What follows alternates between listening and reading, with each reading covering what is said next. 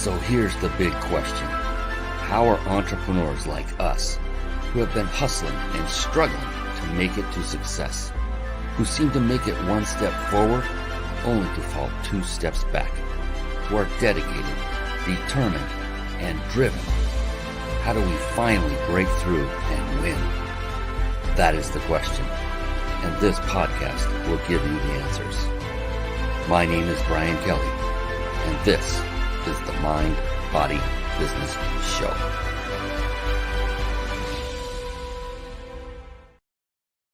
Hello, everyone, and welcome to the Mind, Body, Business Show. We have another phenomenal show lined up for you because our guest, oh my goodness, Alex Brueckmann, he is in the house and he is waiting. He comes to us all the way from Canada. Yeah, it's a long way. And he's sitting right next to me. Well, virtually. He's still where he is in Canada. I'm in Southern California. The Mind, Body, Business Show. It is a show that has been put together for entrepreneurs, by entrepreneurs, with the express mission to help you to be able to learn the secrets to other success so that you can simply model them, which is a fancy word for copy.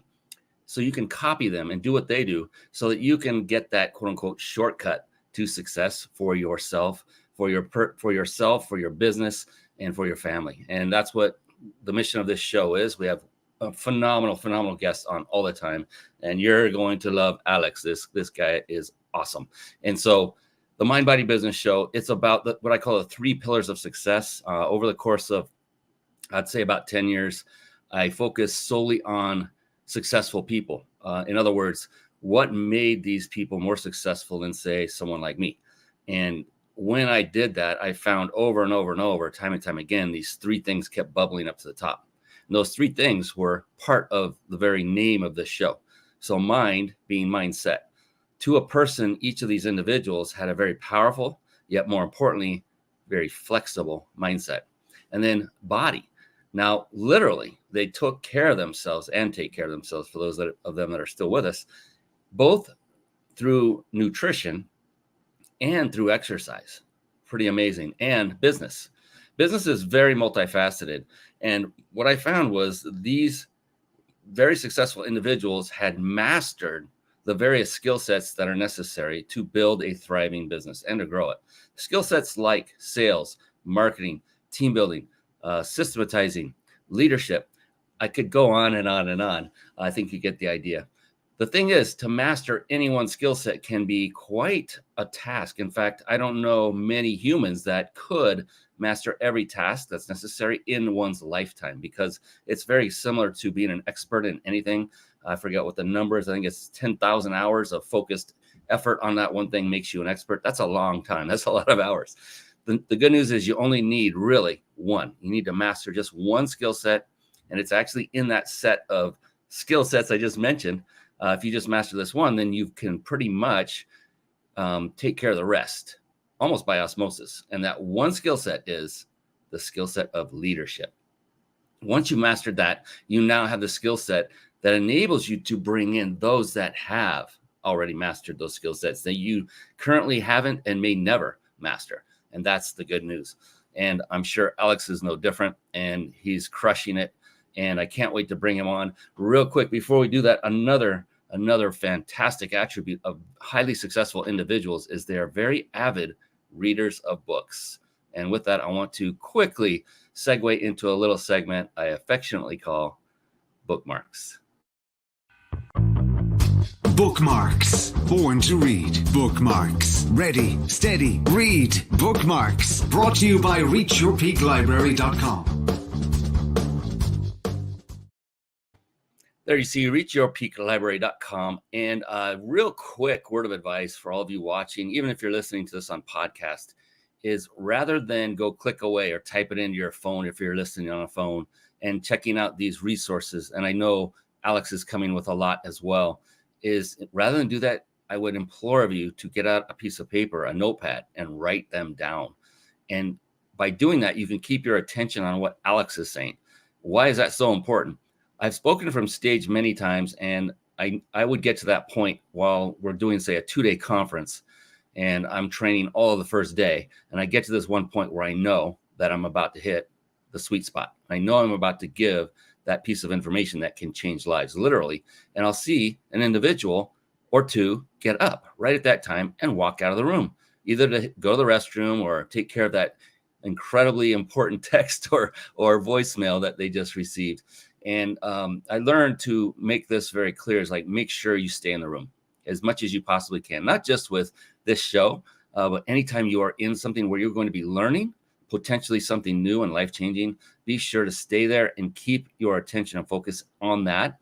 Write and take notes. And then after the show, you can then visit all those resources. Sound cool? All right. The reachyourpeaklibrary.com is literally something I had put together with you in mind. I'm not kidding. I know it sounds a little cheesy, but you, the audience member, the person watching, the person listening. Why? Because I personally did not read books for a very long time, not until about age 47. I'm now 57 at the time of the show. And once I learned the incredible sheer power of just reading the right books, it changed everything for me. And so I began cataloging every book I had ever read that had a profound impact, either on my business or me as a person personally, or my family, any of or all of the above. And I just started throwing them in there. I have my team put this together, and they are not in here in any order of any kind. There's no rhyme or reason. So just scroll through it and pick the first book that kind of grabs your attention. Go get it. Go read it. You don't have to get it from this website. This isn't for making money. If you want to go get it from a different source, that's fine. All of these go to Amazon. They come from Amazon, I should say. Go wherever it takes you. Doesn't matter. Just do it. Start reading right away, or continue reading right away. And this is a resource I just love to give away and have you reap the benefit from that. So that is it for reachyourpeaklibrary.com. And now, the man of the hour, you guessed it, he is coming on right now. Let's bring on out. It's time for the Guest Expert Spotlight. Savvy, skillful, professional, adept, trained, big league, qualified. And there he is, ladies and gentlemen. Yes, it is the one. It is the only Alex Brueckmann. Hey, Brian. Nice to be here. Thanks for the warm intro. Oh, yes. I'm excited. Oh, my goodness. We were getting to know each other before the show started. We were having some fun on both sides with some technical fun. Got it figured out. And here we are. Thank the Lord, because I cannot wait to share your genius with everyone out there watching live, watching the recorded video, or on podcasts on 25 different podcasting platforms. All you got to do is search for Mind Body Business. You'll find us. But before we get going with Alex, real quick, a little bit of housekeeping. You see that red and white logo up there above Alex's left shoulder. If you're watching on screen, the Big Insider Secrets, they are the sponsor of this very show. And they give us the ability every show to give away a 5-night stay at a 5-star luxury resort. And this every single show, we get to do that because of Jason Nast and the Big Insider Secrets. And a couple more, and then we're going to start picking on Alex's beautiful brain. Here we go. So if you're struggling with putting a live show together and it's overwhelming and you want a lot of the processes done for you while still enabling you to put on a high quality show, very important, and connect with great people like Alex Brueckmann and grow your business all at the same time, then head on over to carpetbombmarketing.com. Carpet Bomb Marketing. Saturate the marketplace with your message. And one of the key elements that is contained in the Carpet Bomb Marketing program is one that you'll learn how to absolutely master. It's the very service we're using at this very moment to stream our live show, the Mind Body Business Show. And over the course of, it's probably been 10 years now, I've tried so many of these quote unquote TV studio solutions for live streaming. And I'm here to tell you that StreamYard is the best of the best. It combines supreme ease of use along with unmatched functionality.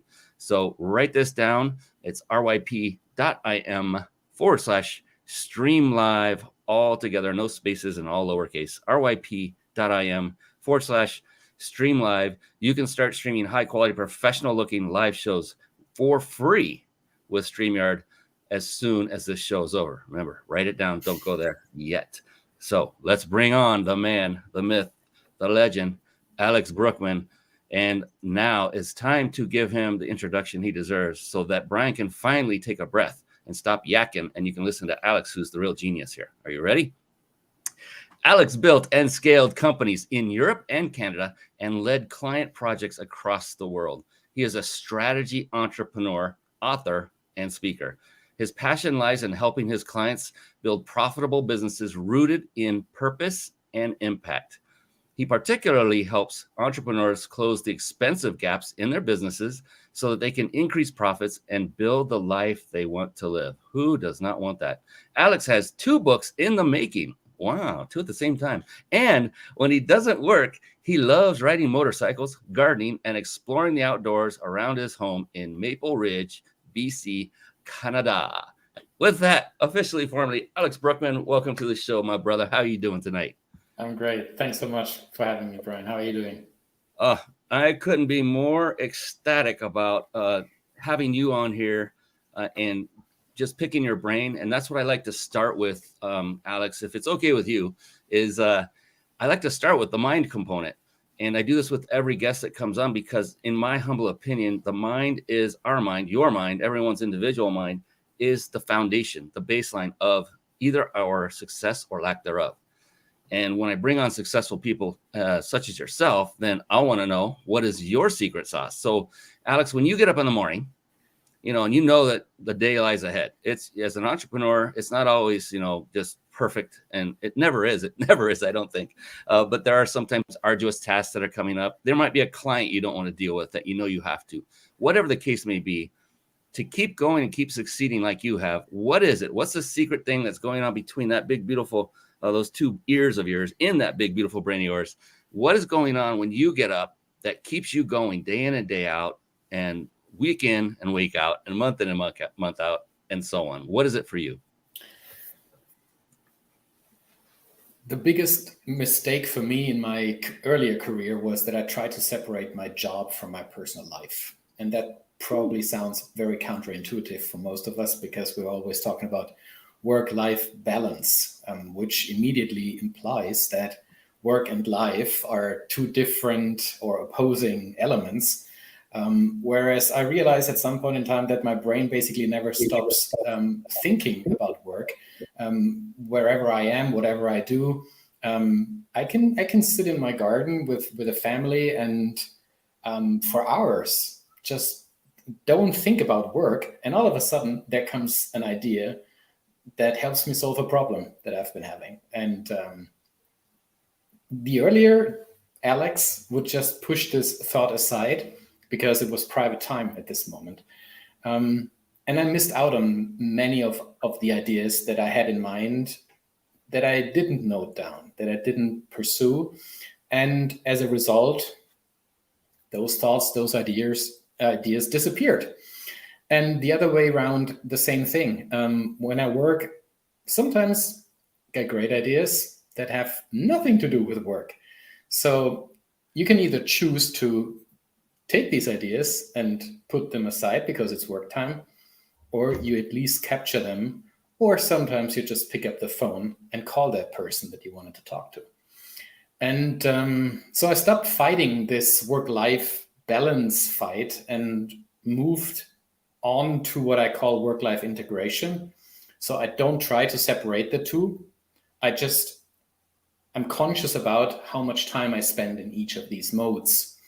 So when I'm in work mode, which I mostly am during the day, because that's what I do, I allow myself to have thoughts and moments that have nothing to do with work, and the other way around as well. And it was a concept that I had to explain, for example, my girlfriend when we met, because for her, it was kind of disturbing that I all of a sudden, when we were watching a movie, for example, took out the phone, noted something down. You have to explain to people what you're doing. Otherwise, they're like, what's going on? Is he not enjoying the time with me? And so on. So letting people know how you function, how your brain functions, how your system operates is truly helpful. I guess that's my answer to your first question. Buddy, right off the bat, you're doing it. You know what you're doing? That's it. Yes. Dropping smart bombs, bombs of wisdom, bombs of knowledge, because you're like, I've never heard of anyone. You're the first time I've heard anyone say that they integrate work and life, work and personal life. And the other thing is, so you actually just trained one golden nugget for business owners to say, look, it's okay. You don't have to feel guilty for thinking of it, because look, here's the thing with me, and it probably is with you, Alex. I love what I get to do. And so I Exactly. rarely stop thinking about it ever. And while you're watching a movie, things will remind me of, and I don't even know if I call it work. It's fun, but it's part of what I love to do. And the other thing you provided, which is another great nugget of advice, was you told your significant other, this is how I operate. And wow, if you set the table and they'd say, okay, I'm still cool with it, I don't understand it, but if she's still cool with it, at least you've done that. And it won't just be this shock or surprise like, geez Louise, man, do you ever pay attention to the movie that we're going to together? Or do you ever pay attention when well, you should pay attention when she's talking at dinner, though. I got to tell you, you should do that. But there are moments when phones aren't allowed. That's as easy as it gets. For example, when we have dinner as a family, and we have a 26-month-old at the point of the recording of this show, I don't want him to see his parents be on the phone all the time, even if it's difficult sometimes. And I pull out the phone while we're at the dinner table. Then I get a look or one on the chin, Then, you sometimes need that recalibration. It's just how it goes. I love it, man. And God bless you, 26-month. Oh, that's just over 2. Oh, the terrible twos, they call it. Yeah. Not every child fits into that mold, but yeah, I think one of ours was kind of that way. We have 2 grown adult kids now, but they were both phenomenal. We were so blessed, and still are. Just love them to death. And it's great to hear you're also a family man, and that you're taking care of everything at once. And it's a juggling act, and it's a beautiful thing to work with someone who has a family. And I'm not trying to put anyone down that's not married or doesn't have kids yet. Please don't get that wrong for all you watching and listening. It just takes it another level, an added layer of responsibility that you have invited into your life. It's a huge responsibility. The cool thing is, in my opinion, it makes you a more rounded individual. It makes you more dependable as a business person, because you had to be dependable for your child in addition to your wife or significant other if you're a woman. So I just think it takes it an extra level. I mean, I just threw that out there. The thought just came to me. What are your thoughts on that, Alex? Have you noticed a difference between someone that may not be quite as mature maybe in age, that just hasn't gotten to that point in their life, versus someone who's already had children or bringing up children? Do you notice any difference in day to day? I was in my early 40s when I had my son. I think as an individual, you never stop rounding yourself out. You never stop learning in your life. However, I think it's a huge difference whether you have kids in your 20s or in your 40s. I think in your 20s, naturally, you can't be as rounded and as responsible as you might be in your 40s. And I believe that still this additional layer of responsibility, which came not as a weight, it came as something that released a lot of pressure, because I always wanted to be a dad, and it took very long to become a dad. I believe that having this additional element or perspective of being a father in life actually helped me focus my time and integrate work and life in a new way, simply because I now have a reason not to prioritize work, and I enjoy this every day. Oh, that's beautiful. Well said. Well said. And yeah, it does form a bit of, I don't know if the right word is urgency, but it gives you more of a path of focus. It's more, I don't know, defined. I can't think of the right word. It's not coming to me right now, but it does change how you think about everything all the time. For sure. And I'm not saying in a bad way, and I'm not saying it's a better way than those that don't have children. It's just different. And I just can sense and notice different way that someone goes about their daily life, how they talk, everything. It's interesting. And it was immediately apparent to me. And we just met half hour before the show went live. And it was immediately apparent to me that, you know, you're a man of authenticity, of great character and maturity. And I could tell that you're well grounded both as a business person and as a person, you know, in your life. So I love showcasing individuals like yourself because we need more of you on this planet. Let's just say. Thank you so much, Brian. Absolutely. And appreciate you. And you're spending your time, your valuable time coming on here to help others to take their life to the next step. And you've already given several. I mean, we can just close the show out right now. I'm good with that. I'm kidding. I know there's so much more in you that it would take weeks to extract it all from you. So let's get to some more of these wonderful nuggets.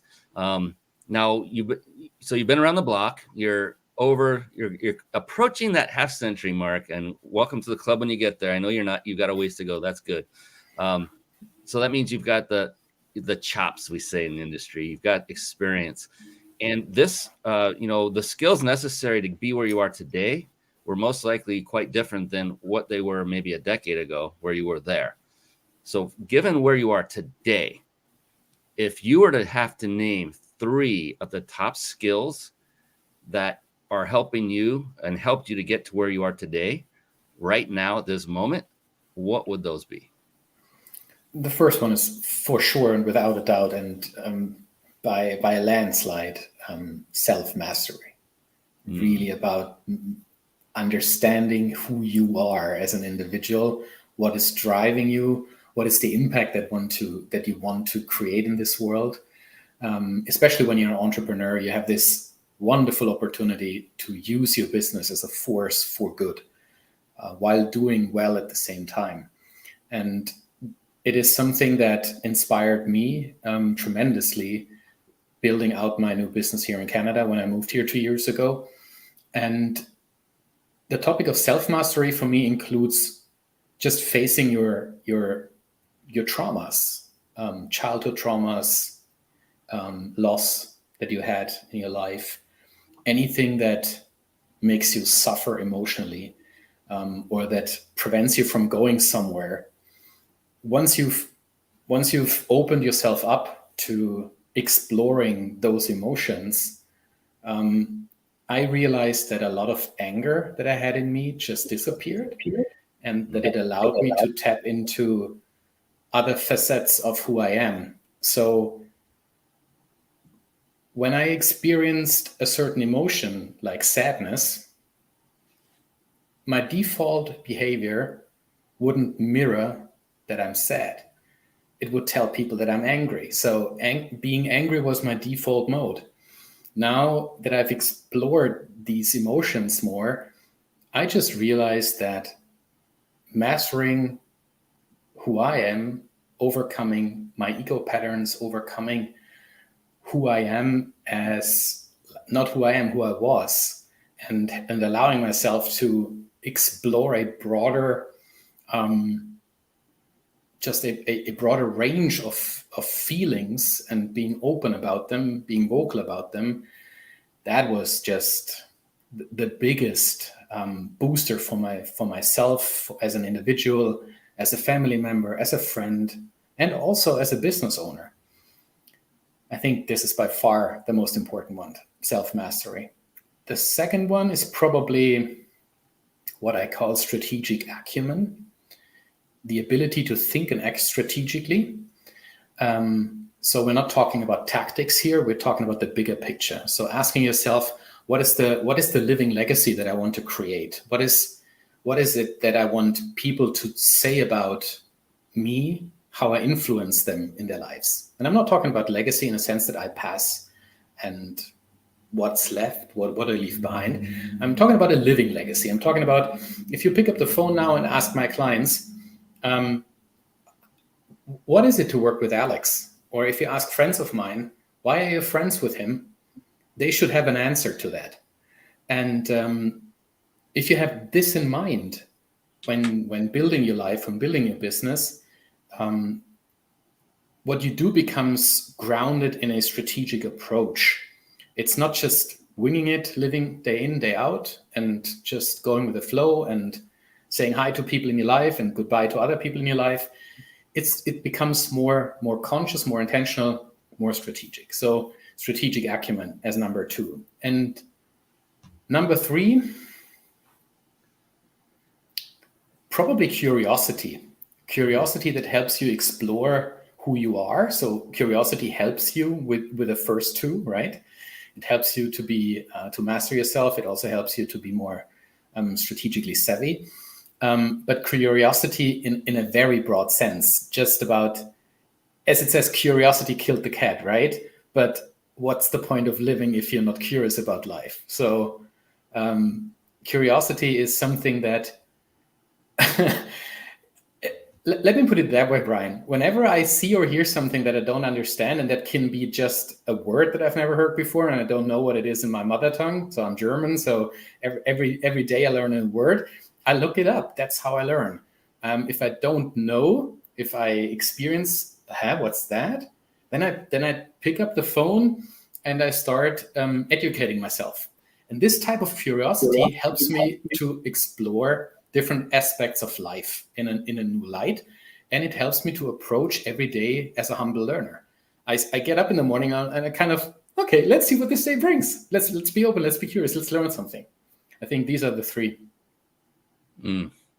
Those are powerful. I mean, self-mastery is a lot like mind and mindset and everything that goes with it. Strategic acumen. Now, I love how you very, very eloquently described that you're talking about living legacy. Man, that was wonderful to hear, because I've heard so many that, and I have nothing against those that want to do this, but they want to leave a legacy after they're gone. And I'm thinking, well, what for? What, you're gone. Why do you care? You're gone. What does it matter? Living legacy. So it's good to do things that others will benefit from when you're gone. And I don't mean to diminish it or demean it in any way. But what you just said is like, how it matters is while you're alive, how are people reacting when they hear your name? And that's huge. And if you've gone about life like Alex has, in a very authentic and high character manner, then the obvious response is going to be, oh, Alex, I love this guy. If you haven't worked with anybody in this area, he's the one to work with. Or he's a great guy to hang out with, and we do gardening together and ride some motorcycles. We have some fun. But he's a guy you just want to be around all the time. And if you have an impact on people while you're on the planet, you can have a bigger impact, because guess what? Alex is continuing to grow, and he will impact more other people. He will scale bigger, larger. Once you're gone, well, if your book gets sold more and more and more, I guess you can spread that way. But it's not the same thing. So I appreciate you making that distinction, because I've never heard anyone do that. I know others probably have, but I have never heard of it. And then curiosity, man, you are hitting some great points here. Saying look it up, or actually pick up the phone and call and ask somebody. That's something guys don't do. Like if we get lost, we don't ask for directions, even though we now have GPS, we don't have to. But what that is, that circles back to number 1, because of self-mastery, because the reason guys wouldn't do that, or gals, is because of that ego. I can do it. Anytime you ask a question, guys are thinking, if I ask a question, that means I look dumb because I don't know the answer. And that's the ego talking. We won't say that out loud ever. You'll never hear it, except I just did. But you won't hear many guys admit to that. I will. I'm 57. I don't care anymore. It's like, it's time to be truthful about everything. And you just get farther faster when you're able to just peel back the onion and be more transparent and let people know who you truly are at the core. And then you're either going to be a fit or you're not. That's the other thing, right, Alex? I mean, no matter what you do with all 3 of those skill sets, are you going to be the right person for every single person that runs into you that might need your services? Totally not. Yeah. And how many and not even just from a business perspective. I'm very picky about who I have around me, because I just don't want to be friends with everyone. I cannot be friends to everyone, because being a friend is a massive commitment, and you can't have that commitment to 100 people. So I'm certainly not for everyone, and not everyone is for me. Yeah, and I wish more people in the entrepreneur space would get that. I mean, at a deep level, because they're trying to be all things to all people, and they're burning themselves out trying to please everybody. And in the process, they're bringing on clients that are not a value fit. your value system aren't fitting or in alignment. So they become that client from hell. Like they can be a cancer to your business, literally, and cost you more time and effort than any money you're making from them. And so, yeah, those are very wise words. And it took me deep into my 40s to really, truly learn what you now already know. So you're way ahead of me, man. And I'm a competitive guy. So, but I'm happy for you. The further you niche down in your business, the clearer it gets who you work with and who you are there for. That means that those who really need you will identify you. They will recognize you. And everyone else isn't for you anyway. So don't try to please them. It's totally counterintuitive. The more specific you are, the more you niche down, the more successful you will be, because the more people will actually start talking to you. You can talk to 1 million people at the same time. If these are not the right people, they won't talk back. If you talk to 10 people and they are the right 10, that's more than you can get from 10 people than you can get from 1 million. So true. I mean, how many times have you been to like a networking event or a seminar and, with a sea of people sitting down, it might be maybe a small gathering, it doesn't matter. You have a break. And what is everyone doing outside in the hallway? They're networking. And what are they doing? Most of them, I don't know if it's still happening these days with all the technology, but in my day, it was handing out business cards, like to everybody that had a heartbeat.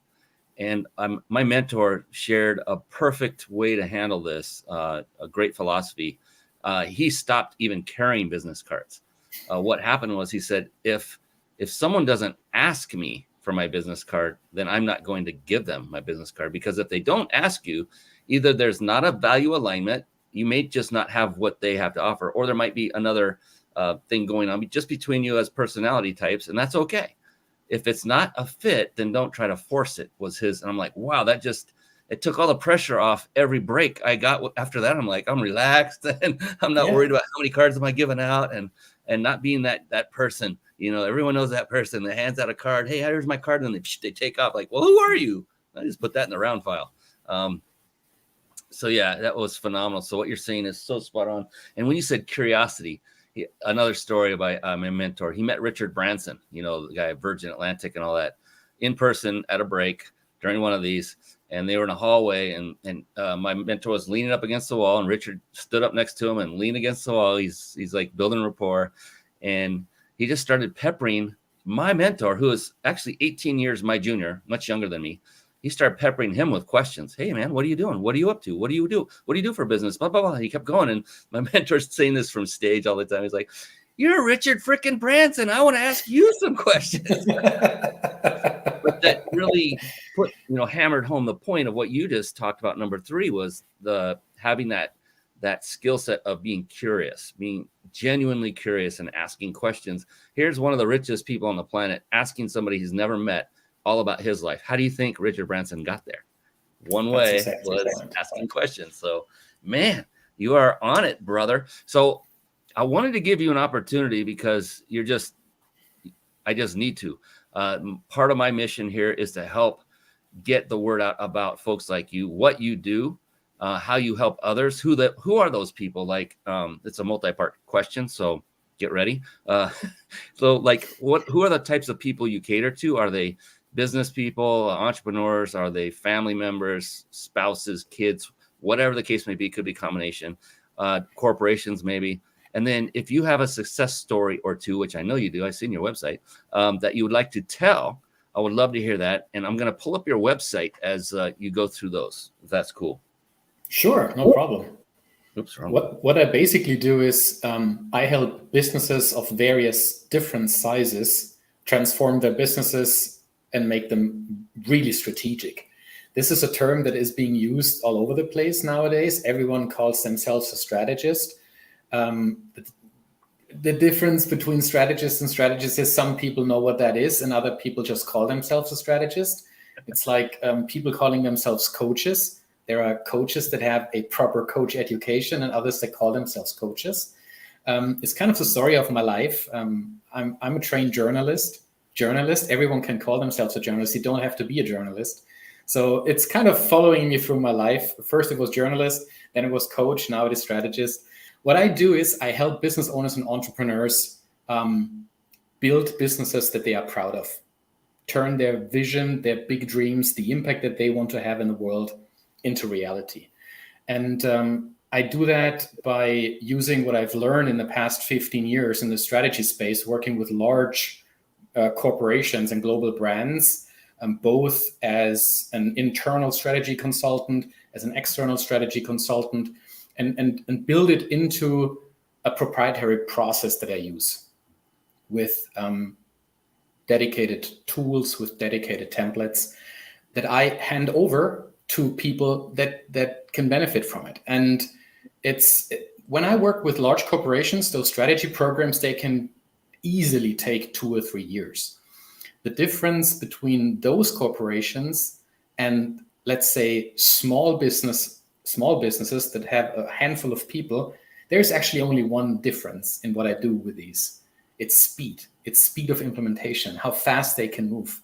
So I basically do the same with large corporations and with small corporations, obviously in a different scope, in a different size, and in a different speed.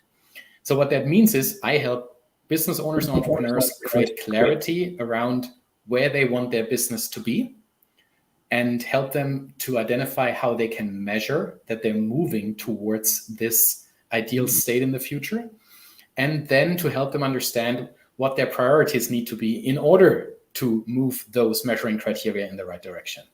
So it's no fluff, it's numbers driven, it's purpose driven at the same time. So there's this one business I currently work with here in Canada. Interestingly enough, it's my only client in Canada. It's a business that is relatively young, 2 years in the making, but the people in the business, they have been in their industry for decades. So they know their industry inside out. Why do they talk to me? They don't talk to me to consult them on how to run their business in their industry. I have no idea about their industry. And that's why they ask me, because I don't come in and fall into the trap of trying to tell them what to do and how to run their business. What I bring is the process and the know-how to guide them through this process end to end, to help them shape, and again shape where they want to be in the future. It's this constant iterative process that I help my clients go through to identify and clarify and sharpen anything from their purpose and mission statement to what they do as a business, like their business definition, whom do they cater to, and what is it that they basically sell, how do they make money, to the values and behavioral guidelines that they want to see in place when they operate as a business with others, but also within their business. It's anything from purpose, mission, values to a solid business strategy, including a vision. How do you measure that you move there? What are the priorities in order to get there? And then how do you anchor it in your organization? What are the management systems that you need? And those can be very simple when we talk about small companies, and they need to be bigger when we talk about bigger companies, like incentive structures, remuneration systems, and things like that. And we talk about how do you translate strategy into operations? How do you put them into action? How do we help every individual in your business understand how they contribute in bringing your strategy, in bringing your, I call it, organizational identity to life? So those 9 elements that I just mentioned, they form the 9 elements of organizational identity, and they are the core of my upcoming book that I pulled together over the last months. And let's hope you can hold it in your hands very soon. We're in discussions with publishing houses right now, so it's in the making. Right on. I want to have the first signed copy. You can't have the first. It's already promised to my wife. Okay, I'll take the second. You got it. Completely respect that one. Oh my gosh, completely. I love that. Organizational identity. Yeah, so it sounds a lot like importance of like establishing a solid culture within your business that your team. A culture is exactly the result of that if you implement those 9 elements properly. Because culture is not like having free coffee and fruit for everyone. Culture is not the fun sport and games and having drinks together after a long workday. That's not culture. These are elements of pop culture, if you want, in a company. True culture for me has always the connection to strategy. It's performance culture. how do you take what you want to build and actually build it? Does everyone understand their role in it? How do you talk to each other? Is your culture built on companionate love, or is it competitiveness? Is your culture built on, say, does your culture accept gossiping about others in the business, about your client, about suppliers, about anyone? So it's these things that truly matter. And more people understand that the human aspect of business is at least as important as the financial aspect of business, the economic aspect. And if you bring those two together, that's really powerful culture. I got a question for you. So I've witnessed this, so I'm curious if you have witnessed it as well, that oftentimes the culture that is established, the identity that exists, is often a reflection of the leader, the person at the top. Have you noticed that? It depends on how large the organization is. Okay. Generally speaking, I agree with you 100%. If you take, let's say, a multinational corporation, it depends more on, let's say, leadership as a whole, how the leadership culture forms the organizational culture.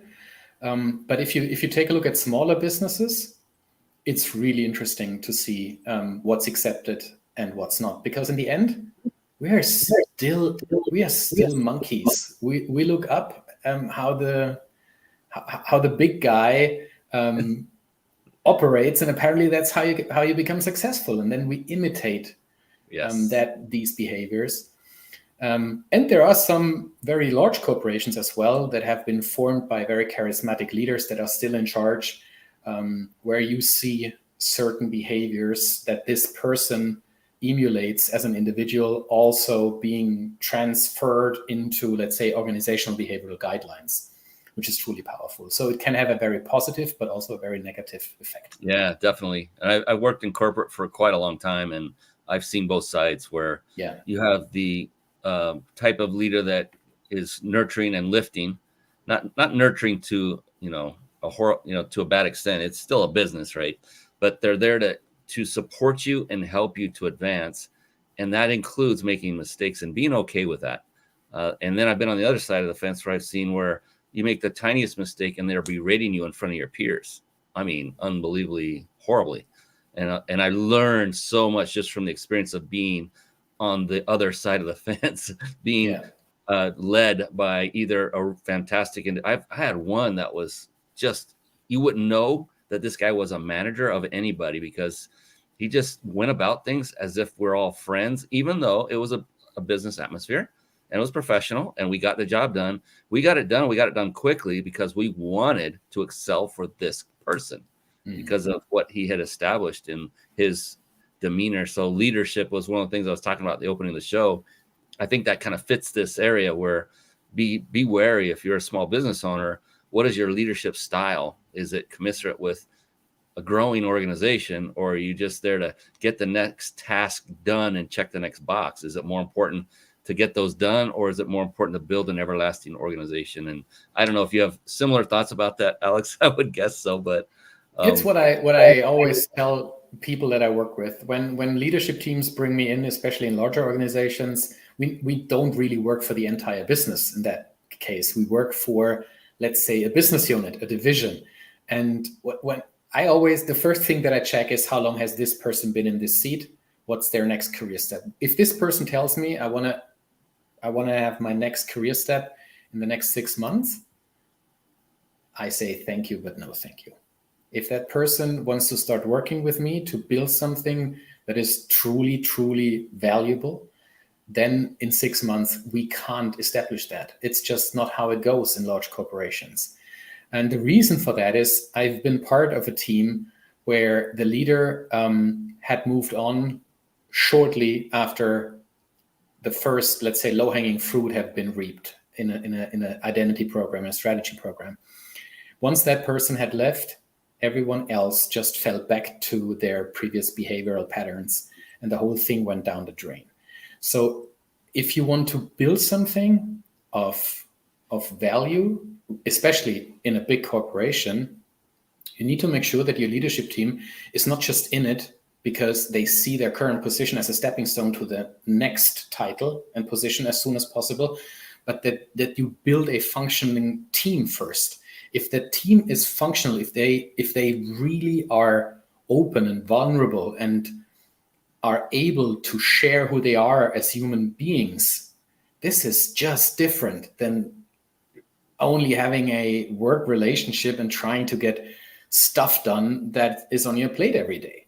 The moment you realize that a leader is in it for the long run, they just give it their all. They know that this is a unique opportunity.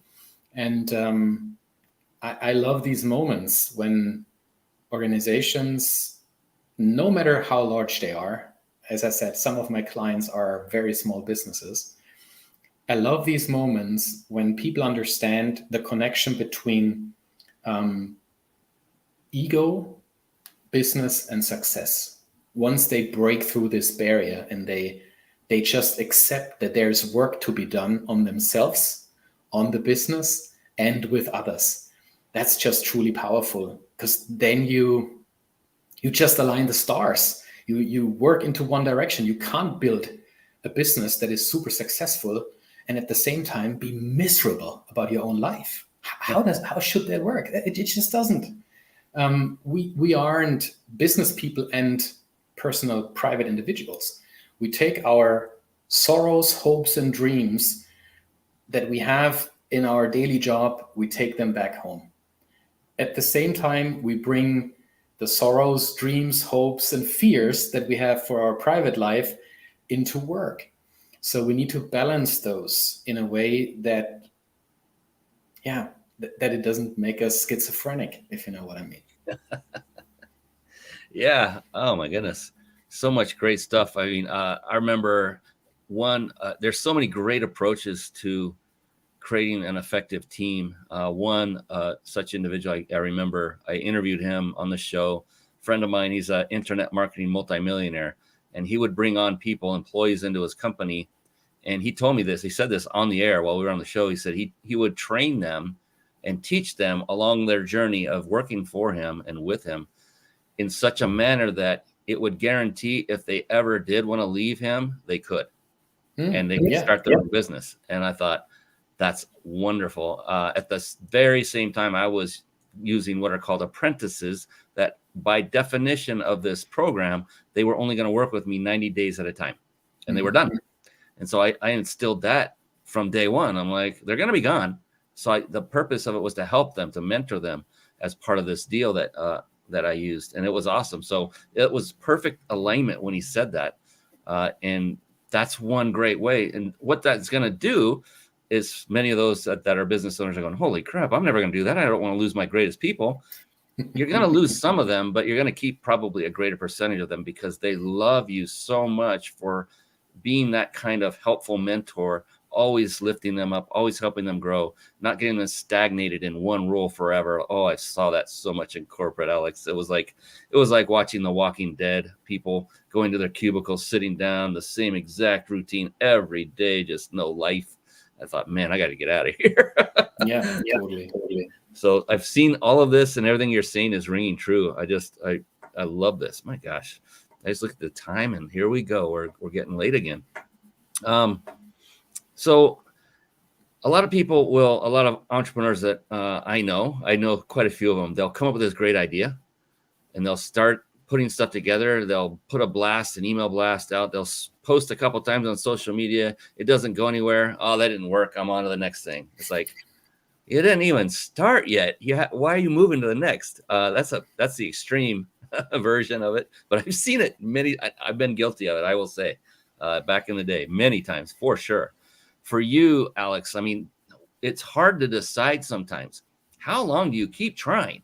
How long do you stick at it? How long do you keep not succeeding at that one idea until you finally say, I got to break free and move on? For you, do you have any kind of criteria that you abide by that helps you to determine when it's time to just say, I got to pull the plug, or to keep powering forward? I'm in that very situation right now. I am building a new business in a new country that I just moved to. Apparently, I am not as successful today as I was with my former business in Europe that I had built for 7 years. It just takes time. And in addition, the business model that I'm using for my new business is a different model than for my old business. So I'm in exactly that position right now. It's not growing as fast as I might have imagined. But the question is, am I doing the right thing? And you sometimes are stuck in a thought that it's not going to work, while everyone around you is like, dude, you're crushing it. Just keep up the work. It's great things that you do. People love what you do. So the question that you should ask yourself is not, why doesn't it doesn't seem to work? What is the next big thing? That's not the right question. The question is if you feel that it doesn't work, ask yourself, what aspect can I change to make it work? Is it your offering as a whole that is crap? No, most likely not.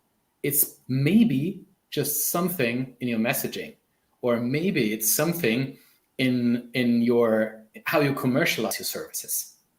It can be so many aspects. And I mean, you can build the greatest systems, the greatest business, and then there's a tiny tweak that makes it explode and makes it grow like crazy. And sometimes you just don't see that tiny tweak. Sometimes that's someone coming in and telling you, this is the switch. Use the switch. And it goes boom. And sometimes by the way, it goes boom is a metaphor for it takes 10 years. Yes. Every overnight success has been in the making for a decade. Yes. It's just not how it works. You need to learn which aspects of my business can I tweak? Where can I do things differently? What works today? What do my clients say? And the best opportunity that you always have, and that you should always use, is ask your clients why they work with you.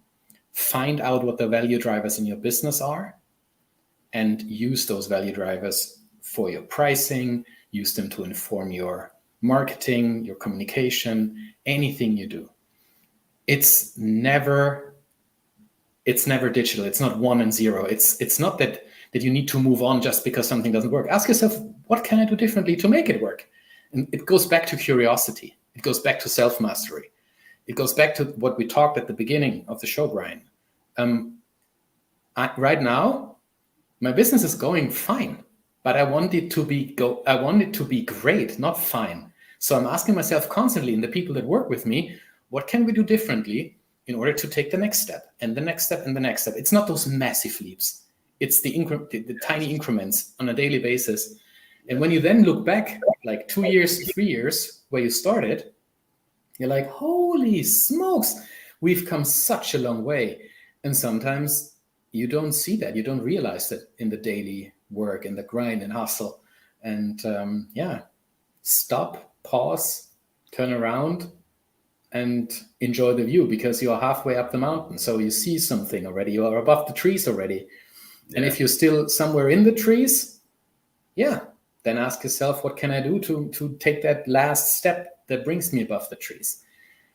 I don't believe in overnight success. I don't believe in all these amazing stories that you see out there, those funnel hackers and like this 0.5% that ever makes money with this stuff, but it's positioned in a way that it's easy and that everyone believes they can do it. Of course it is. That's how they make their money. But in the end, you need to understand, if you are an entrepreneur, if you want to build a business, you put in the work now to live the life that you want to live later.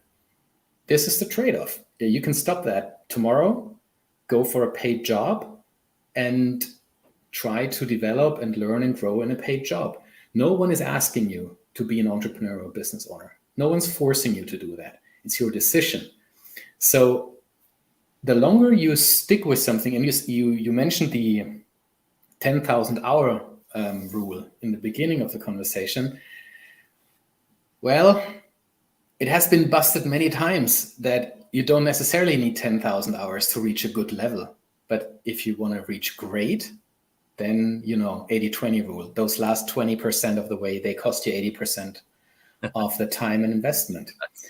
And you just have to accept some realities in business, and some of them are just you can't change them. And that is that if you believe that success is an overnight success, and if you're attracted by the shiny stories of glamorous entrepreneurs, ask yourself how long it took them to actually get there. Yeah, and like I think you're hitting it. I mean, it varies for different people, but it takes 10 years to become, for every one of them to become an overnight success. And that's the thing. People don't see all the work that went into it, but then when they get done, they make it look easy. You know, network marketing companies are known for this. Yeah. Oh my goodness. Yeah. You know, just find 10 people and then make them your clone, which you can't do. Make them like you, and it just doesn't work that way. It's like amazing. Oh, we got Kevin Kwok is in the house. How you doing, Kevin Kwok? Digital marketing. How you doing? Thanks for coming in and saying hi. Yeah, definitely. Drop some messages in here. Say hi to the amazing Alex, as we're about 4 minutes away from closing this show up. I love it. So, my goodness, so many unbelievably powerful golden nuggets. And there's no doubt in my mind you're going to have this back up and humming like you wanted, or like you had your previous business, or even better, because you've learned from everything you did in that business as well. And kudos to you for, taking that leap, and being willing to change your business model. That's not many people will do that. It's funny that I personally have made a lot of micro changes to mine going the whole time, all the time, never ending.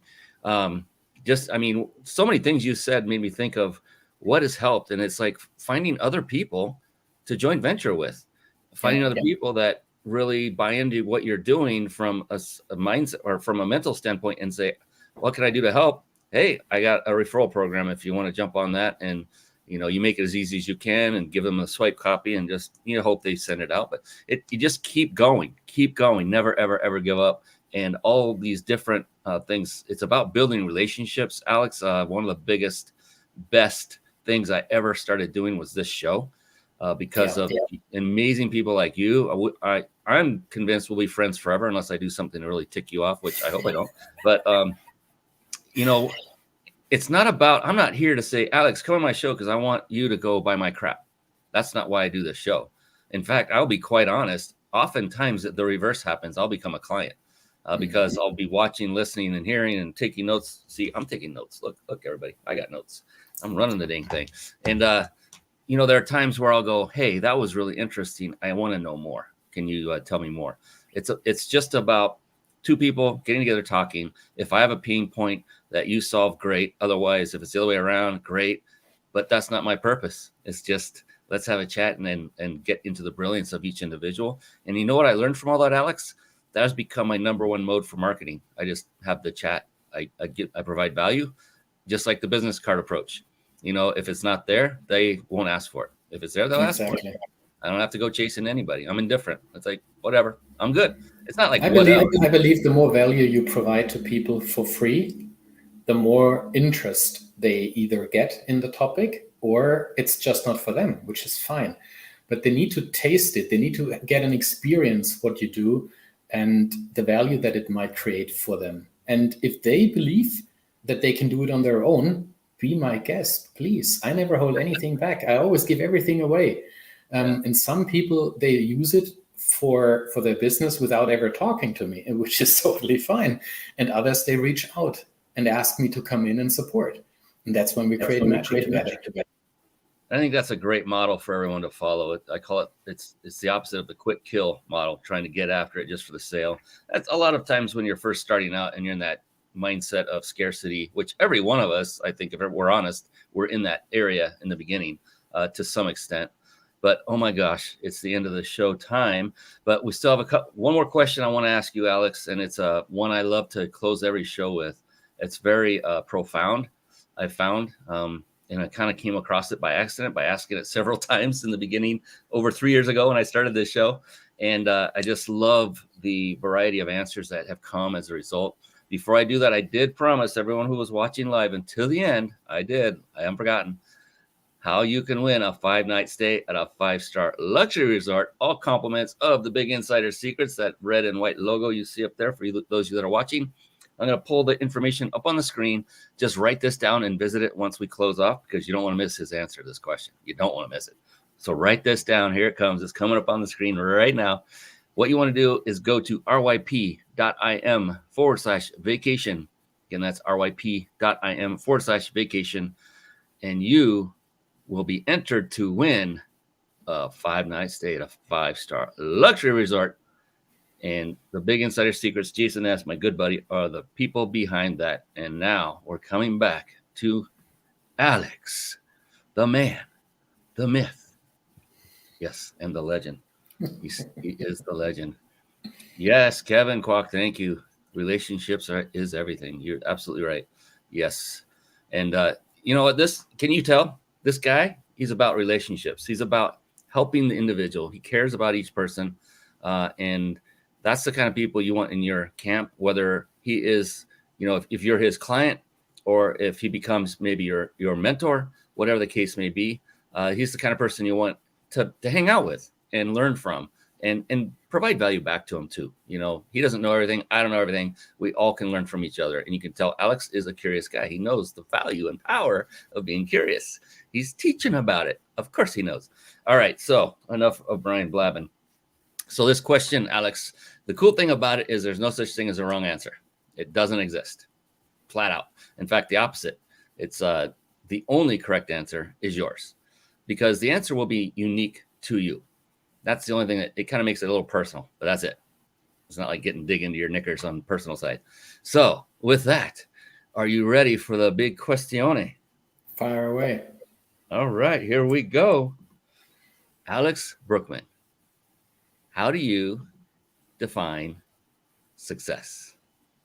Spending time with my son and not thinking about work. If I have a day where I know things are just running smoothly, and I can therefore unwind and spend the day either with my son or gardening or riding a motorcycle, just those things that help you forget everything else and be in the moment, that's success for me. You know what's coming, don't you? Yep. There it is. My goodness. Ladies and gentlemen, this has been Mr. Alex Brueckmann on the Mind Body Business Show. He's an amazing, amazing young man. I appreciate you for taking the time out of your incredibly valuable day, Alex, for sharing your wisdom, your experience, your knowledge with everyone here. And I love the fact that, we're keeping this. It's also audio podcast. It was live, but we're also you're going to be able to impact lives for far into the future just by planting those seeds and sharing your wisdom. So appreciate you, my brother. And we got to get together. You ever come down to the US or I go up north and it sounds like you're like directly above me. We gotta get together and drink whatever beverage we like, coffee, tea, whatever it happens to be. It doesn't matter to me as long as we hang out. That would be cool. So if you happen to come down to Southern California and I find out about it and you didn't call me, I'm going to be upset, brother. And vice versa. You should be upset too. I will. Brian, thank you so much for having me on the show. I truly appreciate the conversation. Oh, fantastic. And thanks so much and appreciate you. That's it, ladies and gentlemen. That's the end of this edition of the Mind Body Business Show. I'm your host, Brian Kelly. We'll be back again next week for another fantastic episode. So be sure to be on the lookout for that. Until then, everyone, keep crushing it. Make a difference in someone else's life. So long and blessings for now. Bye-bye, everybody. Thank you for tuning in to the Mind Body Business Show podcast at www.themindbodybusinessshow.com. My name is Brian Kelly.